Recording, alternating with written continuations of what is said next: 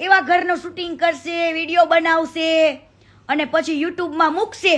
હવે એક ઘરની કિંમત એમ કે છે ને, એક ઘરનો ખર્ચો હું 10 લાખ રૂપિયા કરું છું. કાઢું જ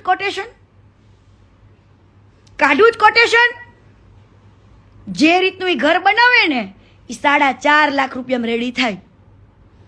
રેતી સસ્તા ભાવે આવે છે, સિમેન્ટ એ હાવ મફતના ભાવે જ દે છે. આને સેવાના નામથી ન તે એને ત્યાં કામ કરે ને બધા છોકરા તો ગામના હોય છે બિચારા, બરાબર. કડિયા લોકો તે સેવાના નામે જે આપે ને, ખજૂરભાઈ એમ કે તમે જે આપો એ લઈ લેશું, એવી રીતના આવે છે. 4.5 લાખ રૂપિયામાં ઘર રેડી કરે.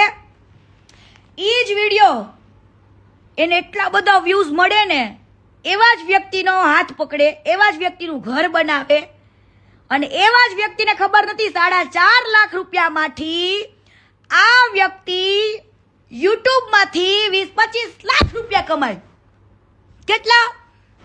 20-25 લાખ રૂપિયા કમાય.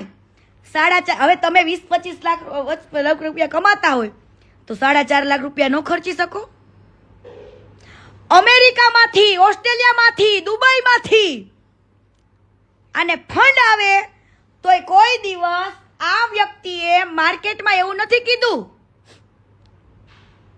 કે મને ઘણા બધા એવા દાતાર છે, દાનેશ્વરો છે જે મને મદદ કરે છે, હું નિમિત્ત બનું છું.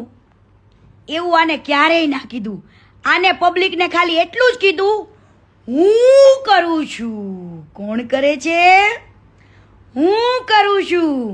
તારા હું ને તારા અહંકાર તને પાડશે ખજૂર ભંગાર, તને પાડશે. યાદ રાખજે આ મારા શબ્દ. હજુ વિધિ ભાભીના આતડા ઠૈરા નથી ખજૂર. વિધિ ભાભીના આતડા ઠૈરા નથી બટા, ઠૈરા નથી. તને સરપ્રાઈઝ છે ખજૂર. હજુ વેઇટ એન્ડ વોચ બેટા. હવે આ વ્યક્તિ આવી રીતના ઘર બનાવશે, લોકોને એમ કે 10 લાખ રૂપિયાનો ખર્ચો કરું છું. હવે ખજૂર, એક દિવસ હું મારા સીએ ને લઈને આવું, તારું મને ટ્રાન્ઝેક્શન આપ ને બધું. હાલ આપ મને બધું.